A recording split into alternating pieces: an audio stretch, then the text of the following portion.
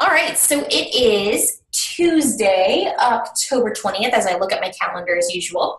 We are in AP Psychology, and right now the only person who's joining me is Angel. So I'm so glad you were able to join me. You've been doing such a good job of coming to these live sessions, so I really, really appreciate that. So this week we've been looking at intellectual disabilities, and I'm going to talk a little bit about intellectual disabilities here in just a few minutes. But first, I would like to, I'm going to share, maybe, there we go. I'm going to share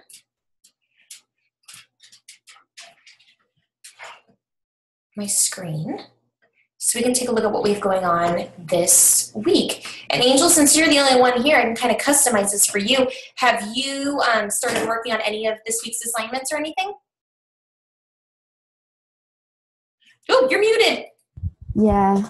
You have? Okay, cool. I work on the discussion. Okay, awesome. Great. Thank you so much. So obviously you were paying attention to those due dates, which were a little different this time, okay?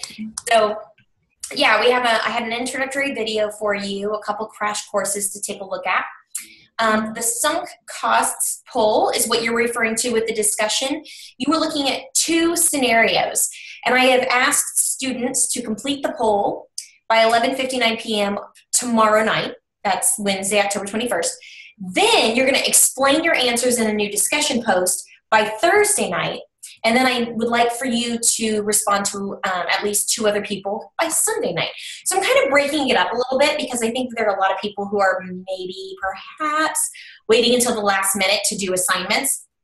And I kind of want to keep that from happening. And then the other big assignment that you have, besides your learning objectives, note-taking sheet, and your quiz, is your intellectual disabilities essay. So my goal this evening is to provide you with little additional information, which will maybe kind of set you on the right track for getting started on that. How does that sound?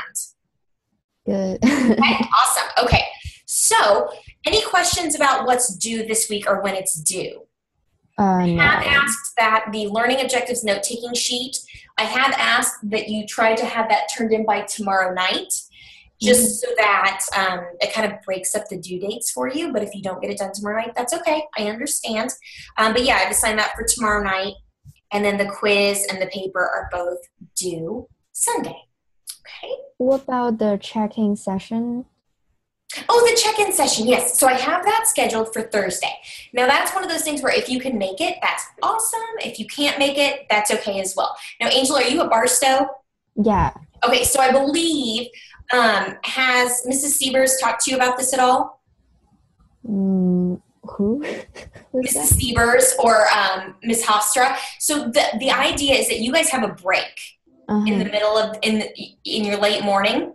And the idea is that you will go get on the computer and check in with me just so I can say hi to you during that mid-morning session. Does that make sense? Okay. Okay? So it's kind of a fun way for me to kind of force you guys to collaborate with me, okay? You do such a good job of showing up at all of the live sessions, so that'll probably be interesting for you when you get there and there's other people besides just you and me. But that's kind of how that'll work. Did that answer your question? Mm-hmm. Awesome. Okay. So let's take a look then. I'm going to stop sharing for a moment. We're going to take a look at that. Where did I put it?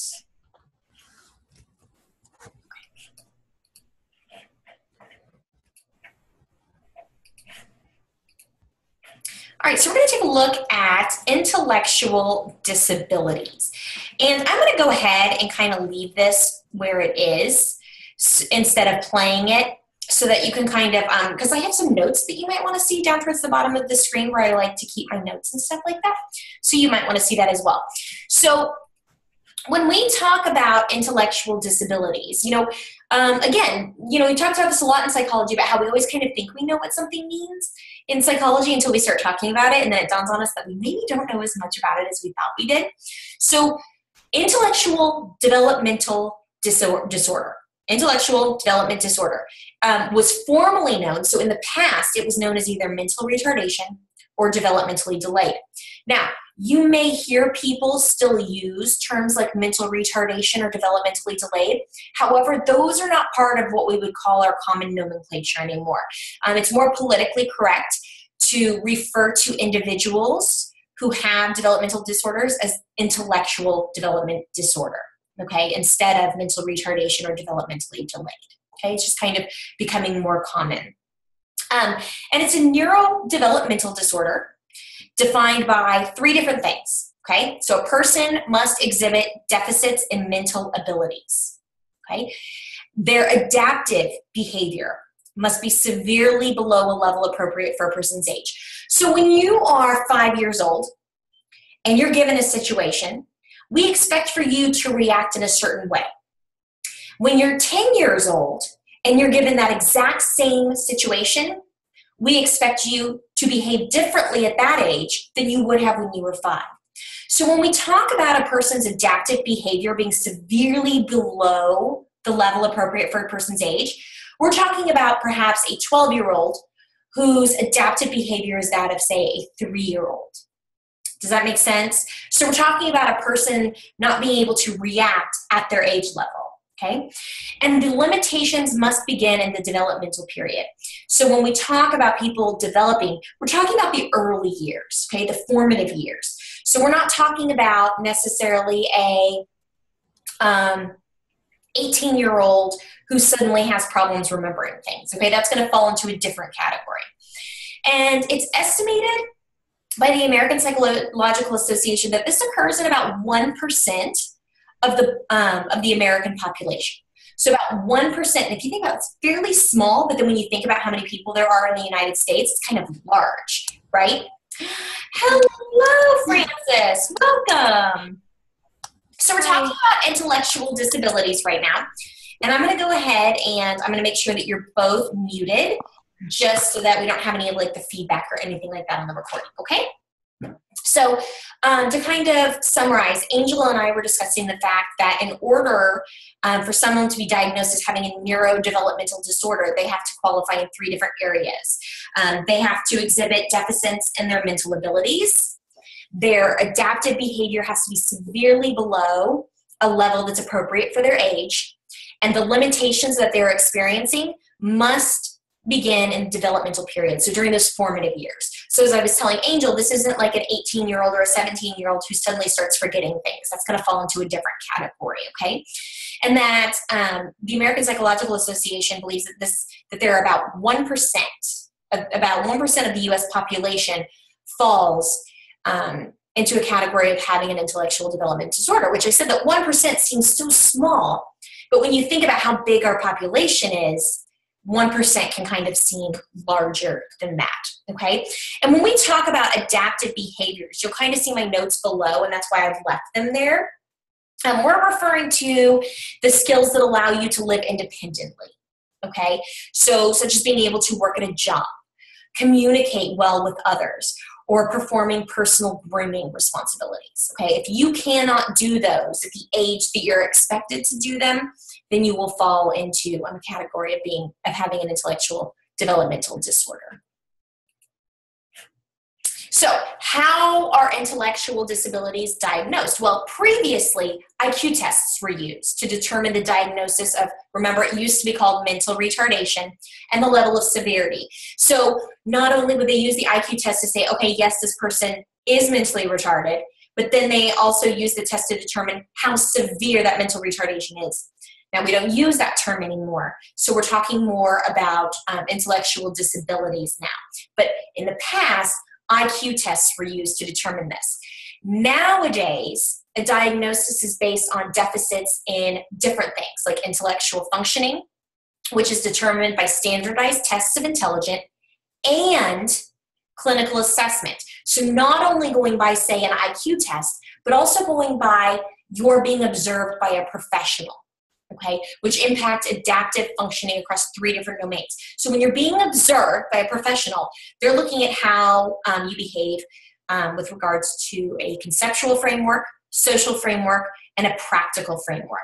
And I put some notes below for you. So when we talk about a conceptual framework, we're talking about your memory, your reasoning skills, your language skills, your ability to read and comprehend information, your math and other academic skills.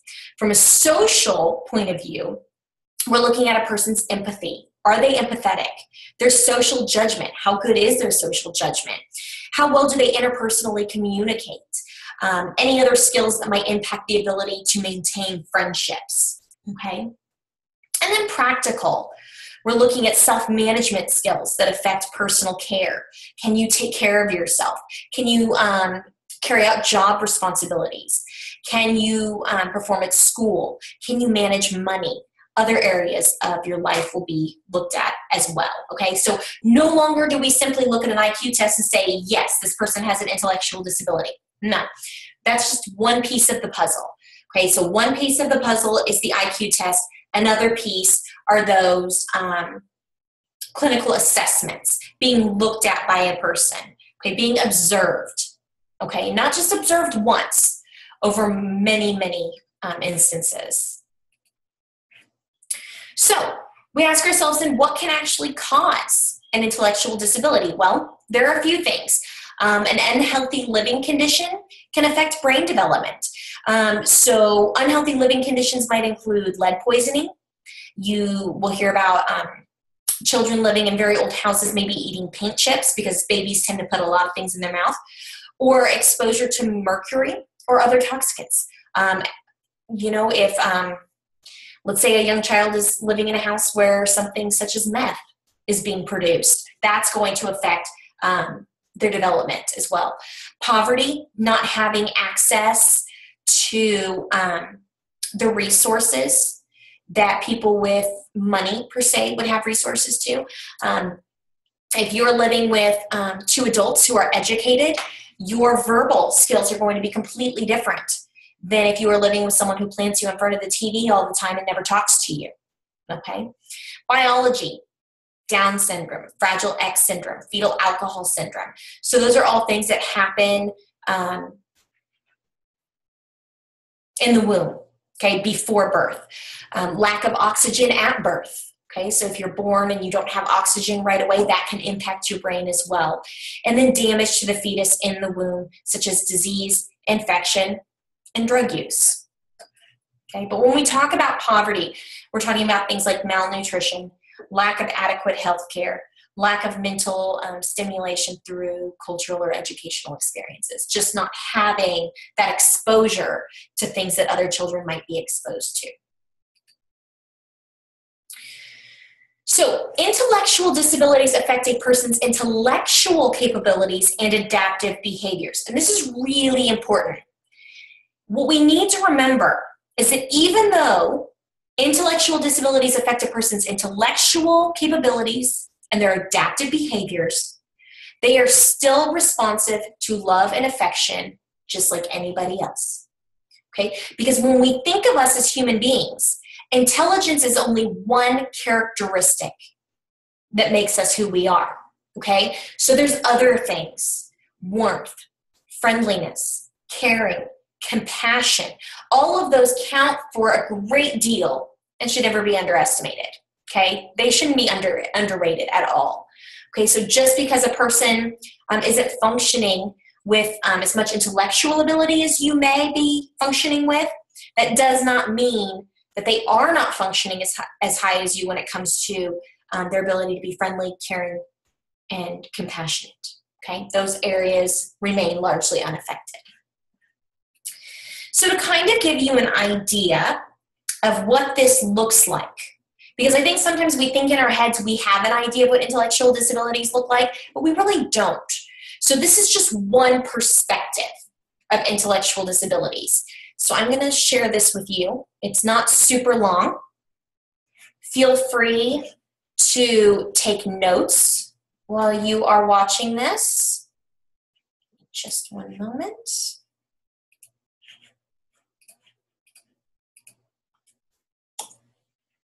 I'm going to share this with you. Lily, she pretty much lives in her favorite princess dress. But once a week, I let her play sheriff so I can wash it. I use Tide to get out those week-old stains and Downy to get it fresh and soft. So it's about 11 minutes long. I'm going to let you watch it. and then we're going to come back together, okay? Give me a thumbs up if you can see it and hear it. Awesome. Okay. Good afternoon, everyone. It's more likely good evening because it's after 3. Well, anyway, I'm happy to be here to talk to you. I'm going to talk about the politeness of people with intellectual disability. But before that, I'm going to talk about a little bit about my life. When my mother had me, I was born intellectually challenged. And we talk about fearlessness. When my mother, she didn't fear anything. She had 7 children. And of course, when I came, she was told, you know, this one you're going to have to institutionalize. It probably won't live that long. And of course, my mom read the spiel and she said, don't tell me what to do. Don't tell me what to do. I'll raise my children. Well, my mother had dreams and hopes just like every other mother. She wanted me to grow up like her other 6 siblings who were living, 2 deceased, and 1 adopted, which would have made 10 children. But she wanted me to grow up and go to school. And her dream was for me to graduate from high school. Like any other child, I had dreams. I wanted to be an athlete. I wanted to be a nurse. And I wanted to be a veterinarian. But 2 of my dreams I knew wasn't going to happen because of all the naysays that came around. You're not going to do this. You're not going to graduate from high school. You're in a segregated class. I was segregated outside on the playground. I heard a man talk about earlier about playgrounds for everyone, inclusionary playgrounds. Well, when it comes to a child who is intellectually challenged, there's not much of a playground for them but to be bullied and teased and be the teeterball of everybody's joke. Well, as time went by, my mom's dreams were fulfilled. I graduated from high school, but I was still living a violent, angry life. I can remember going to the dentist with my sisters and brothers. And she took all 5 of us girls, and the dentist would look at 4 of them and said, oh yes, when you got to me, oh, we can't treat her. You need to take her to the clinic. Of course, my mom, being the broad person she was, she didn't take no slack from nobody. But of course, sometimes she fell. And there was a time when I was going to be institutionalized. The 2 schools that I was going to go to are now closed. And she was pro-adamant that her child is going to be educated in the same school system that her other 6 children were living. You got a special education class here, you're going to educate my child. My mom was fearless, and you had to be fearless of her. You couldn't be fearless for her, because she was big. And when she talked, she was like earplugged. She didn't take no back snap from nobody. And when she said, be quiet, shut up, she meant it. She could pick you out of a crowd. Talk about being fearless. This woman was fearless. She was fearless in the community, and she was fearless for her 7 young children. Even though she had welfare, even though there wasn't much food. But she meant what she meant, and she meant for her children to be their best. Of course, I'm living with anger, taking a lot of psychic trophy drugs. It was coming time for me to branch out. I was going to a workshop when a man approached me and says, you know, there's a program called Special Olympics. I didn't speak. And no, I didn't use sign language. And I remember him saying to me, we want you to come out for this program. And of course, me and myself, mean, angry, all I looked like was like this. I could care less because I know it's a bread and a joke. I got into Special Olympics, a free program. Of course, it offered sports and training competition. At the time they used this word is not to be used now for the retarded. Now we use terms like people who have intellectual disabilities. When I first got into Special Olympics, it was 1 day. Now it's all year.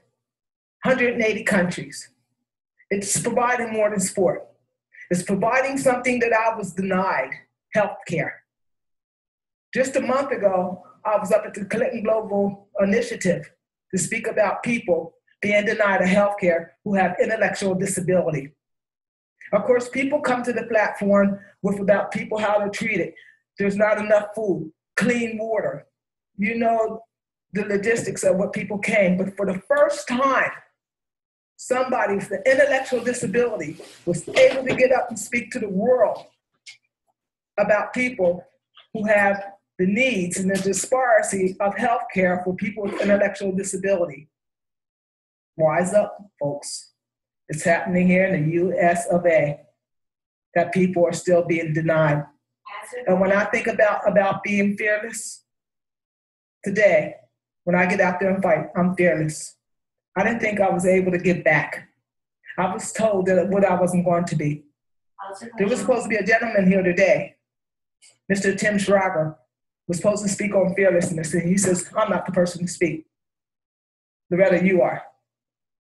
And I never thought I could be fearless. Yes, I do fear still today.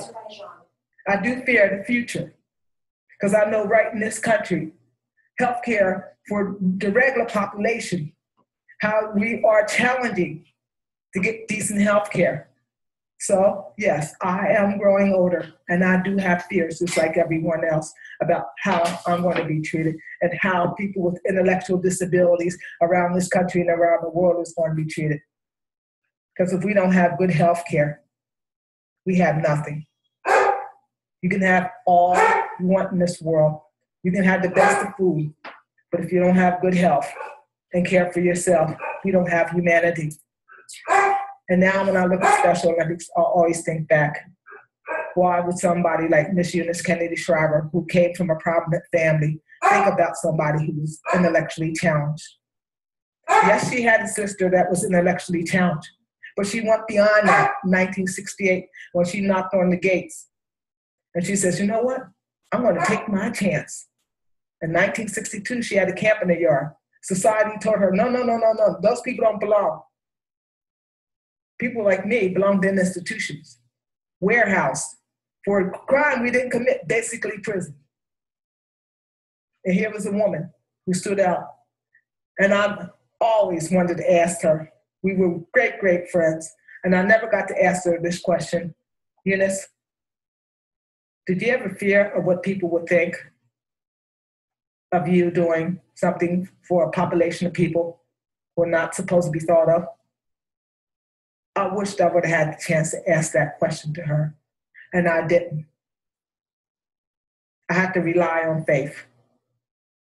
I had to rely on being fearless. And for me to be fearless, for people with intellectual disability, I had to trust in my faith in others, trust in my faith in good people in my life.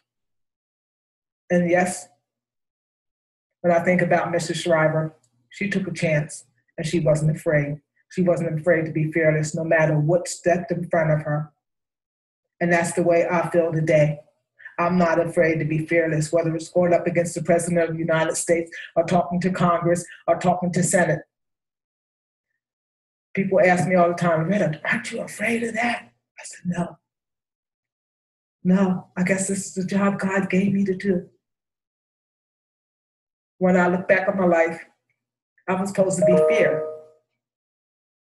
But today, I look at my life and I look at so many lives, so many people being involved with people with intellectual disability. When I look at Special Olympics today, I think about unified sports, with people with regular abilities come into the school or into the community and play with people with intellectual disability. I look at Project Unified, where we come in and talk, young people in schools where they are being bullied with intellectual disabilities and regular abilities, talking about just their own issues.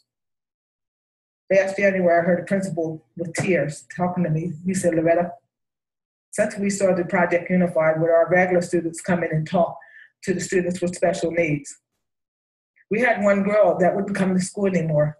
And because of that, today bullying has went down 60% in our school. 60%. Bullying is a big issue. So today when I look and see what Special Olympics is doing, whether it's healthcare, whether it's people to be in the community, whether it's for a child to play on the park, whether it's for somebody to get their own apartment, to advocate, to be fearless, I have to have something in my mind and beside me. I put my strength and I put my faith in God that I can be fearless on behalf of Eunice, on behalf of Special Olympics, on behalf of all people with intellectual disability. So when I look around, that one day, I won't have to have a job to fight. I won't have to be fearless that one day I'll be able to walk down the street and look at this person and think of them as a person instead of a person with an intellectual disability, as a person to be a part of your community, of my community. Being fearless is hard, and I'll be the first one to tell you about it because I don't know what it is not to be fearful. I've always grown up to be fearful. Fearful of what life is going to give me. Fearful of what's going to happen in the future. But now today, I'm proud to say that I am fearless, not for Loretta, but for the world of all people. So I would like to thank each and every one of you here, and that I hope you will go home. If you fear something today, keep your faith, keep faith in yourself, keep faith in what you believe, and you can be fearless. Thank you so much. Good luck. Thank you. God bless.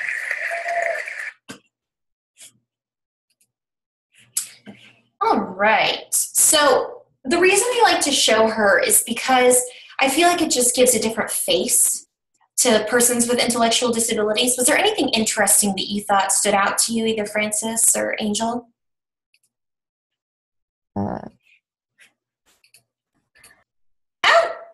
Sorry. It reminds me of my research over autism. Okay. Okay, yeah. Well, and what's interesting, go ahead.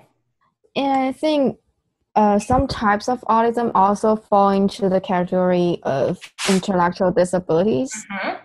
And some of them, there are just lack of social skills and they have language barriers. But actually, they have some particular skills like memory. Mm-hmm. So I think they should be treated with respect as a normal person. Mm-hmm. And sometimes don't you feel like it's almost like a fear of the unknown?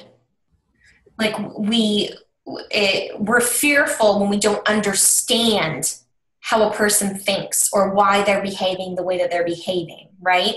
You know, we're so quick to say, "Ooh, that's not normal." And then yet in psychology, we're starting to kind of figure out that there's all different types of normal. I mean, really, what is normal if you think about it?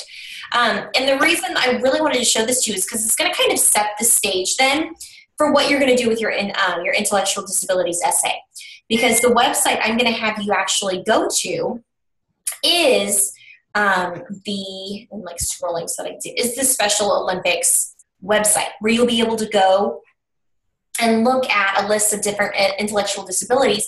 Find one that's interesting to you in the sense that you'd like to learn more about it and go about it that way. Francis, do you have any questions or thoughts? No, I mean, I found what she said to be very inspiring, especially bringing up like Miss Kennedy Shriver and stuff like that, and talking about the impact that the Special Olympics had on her life in particular. And also her fears about growing older, because I know that the healthcare system in this country, particularly for people with mental disabilities, absolutely is very, very lacking, and that's a huge social issue and at the root of a lot of our larger problems. Well, and yeah, and you know, there's the more that happens in society, you know, I think people are becoming more aware of how much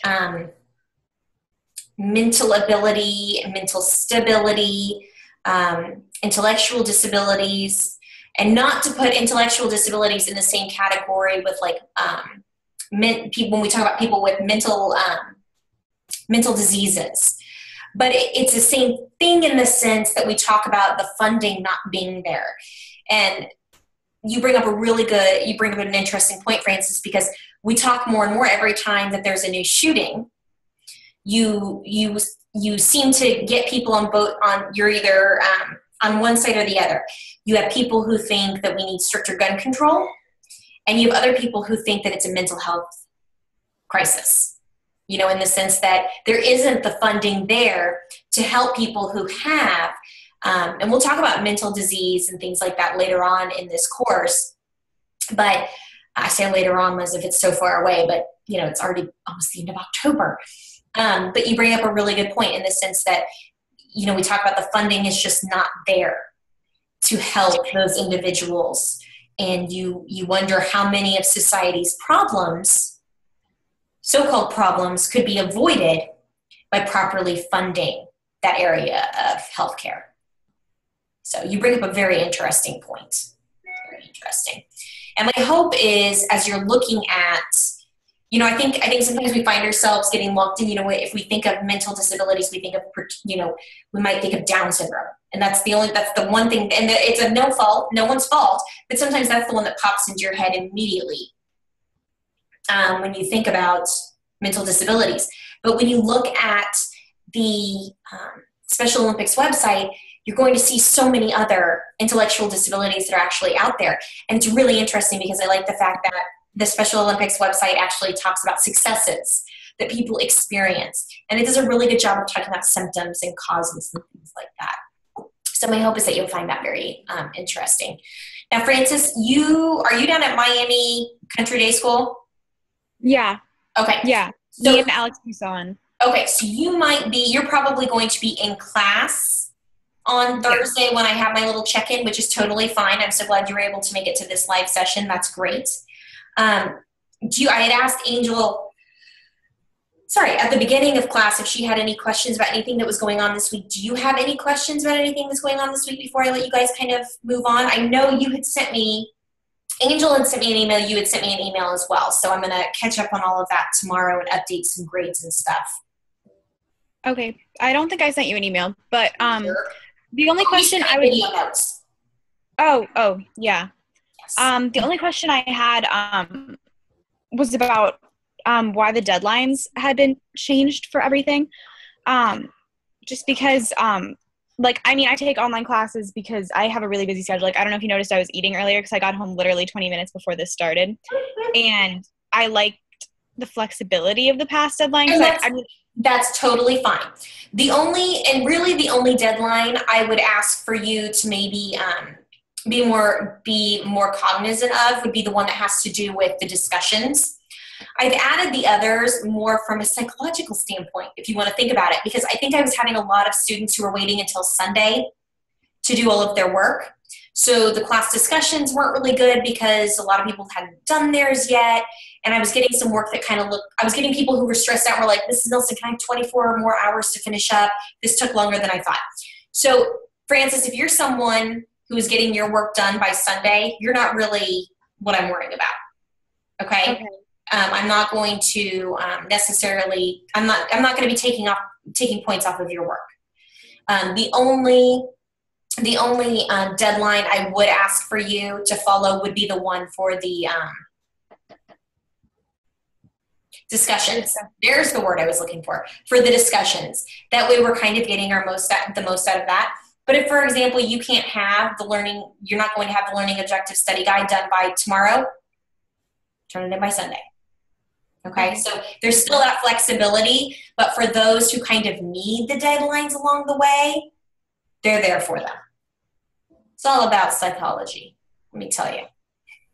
Trying to get inside your brains. Yeah, and if you ever run into something and you want to make sure, hey, Mrs. Nelson, I know you're saying this is due on Wednesday, but is it okay if I don't turn it until Sunday? Just shoot me an email. Okay, because I understand that flexibility is important to you guys. Okay? Okay. All right, any other questions before I let you guys go this evening? I'm so glad you both came by. Well, you can email me if you have any questions. Okay, and do we have to watch the check-in session? You do not have to watch it. I would say it's only going to be about 20 minutes long. So I would suggest getting on there and just being like, hey, did they talk about anything that, was kind of interesting that I'd like to, because I might talk about the class discussions or something like that. Yeah, but we're not expected to turn in notes on it, right? Nope, okay. Absolutely not. Nope. You've come to this one, so you've fulfilled that duty for the week. Okay? Yeah. All right, ladies. Well, you have a great rest of the week. If you have any questions, please, please, please contact me, okay? Okay. All right. Bye, ladies. See ya.